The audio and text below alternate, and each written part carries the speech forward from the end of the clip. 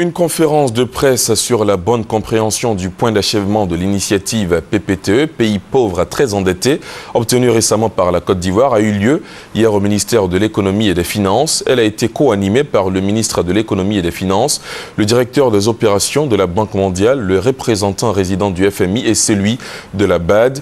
La rencontre avec les journalistes a permis d'évoquer la crédibilité retrouvée de la Côte d'Ivoire, qui a fait un bond qualitatif sur le marché financier. Jean-Jacques Kwame.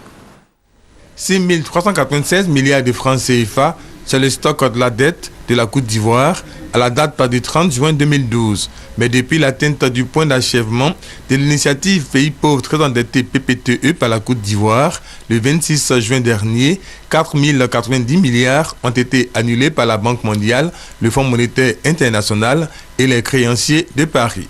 Il reste à l'État de Côte d'Ivoire 2 214 milliards de francs CFA de dettes à payer aux créanciers de Londres.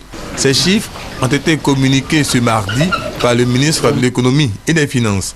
Pour Charles Kofi Dibi, depuis l'atteinte du point d'achèvement de l'initiative PPTE, la Côte d'Ivoire emprunte sur le marché financier international à un taux de 8,5, un taux qui permet à l'État de Côte d'Ivoire d'élever des fonds pour financer le développement. Le ministre de l'Économie a insisté sur la crédibilité de la signature de la Côte d'Ivoire en donnant des indicateurs macroéconomiques. Il s'agit de ratios qui mesurent la crédibilité de la Côte d'Ivoire après l'atteinte du programme PPTE. Ratio stock dette extérieure sur le PIB. La norme est inférieure à 40%.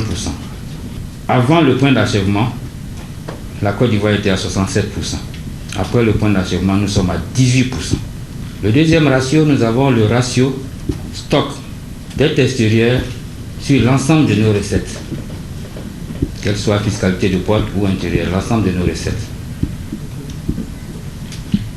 Le ratio est que cela soit inférieur à 250%.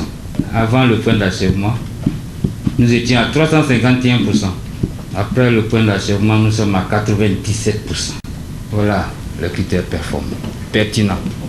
C'est tout cela qui fait de notre pays un pays crédible aujourd'hui.